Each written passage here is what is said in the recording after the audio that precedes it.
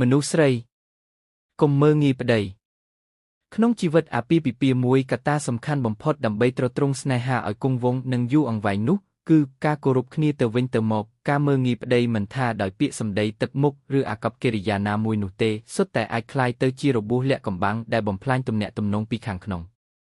នៅពេលដែលប្រពន្ធតែងតែនិយាយប្តីដោយពាក្យជេរប្រមាថចំអកឲ្យគាត់ថាគ្មានសមត្ថភាពរកលុយមិនបានឬប្រៀបធៀបគាត់ទៅនឹងបុរសដទៃដែលក៏ដូចជាប្រសើរជាង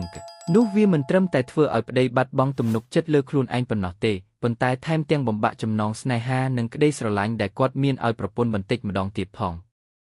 បុរសគ្រប់រូបសុទ្ធតែចង់បានការទទួលស្គាល់ការលើកទឹកចិត្តនិងការគាំទ្រពីភរិយានៅពេលគាត់បរាជ័យអ្វីដែលគាត់ត្រូវការបំផុតគឺដៃដ៏កក់ក្ដៅរបស់ប្រពន្ធនឹងឯនឹងពាក្យថាឌឺមិនអីទេយើងនៅជាមួយគ្នាផ្ទុយទៅវិញប្រសិនបើគាត់ទទួលតែការរិះគន់និងមើលងាយនៅទីបំផុតគាត់អាចនឹងបិទទ្វារដួងចិត្តស្វែងរកការលួងលោមពីខាងក្រៅឬអាក្រក់ជាងនេះគឺរស់នៅដូចជាមនុស្សគ្មានព្រលឹងឬសម្រេចចិត្តបែកផ្លូវគ្នា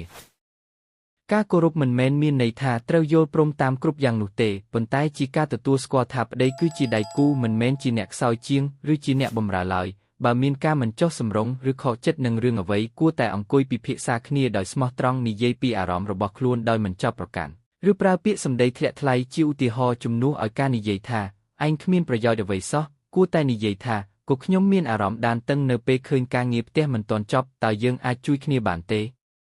គ្រួសារមួយនឹងរីកចម្រើនបានលុះត្រាតែសមាជិកទាំងពីរមានអារម្មណ៍ថាខ្លួនមានតម្លៃនិងបានទទួលការគោរពហេតុនេះមនុស្សស្រីដែលឆ្លាតនិងមានប្រាជ្ញាមិនដែលប្រើការមើលងាយជាអាវុធប្រឆាំងនឹងស្វាមីរបស់ខ្លួនឡើយផ្ទុយទៅវិញនាងនឹងប្រើកម្លាំងនៃការគោរពការលើកទឹកចិត្តនិងសេចក្តីស្រឡាញ់ដើម្បីលើកស្ទួយគ្នាទៅវិញទៅមកធ្វើឲ្យប្តីកាន់តែប្រសើរឡើងនិងធ្វើឲ្យគ្រួសារកាន់តែមានសុភមង្គល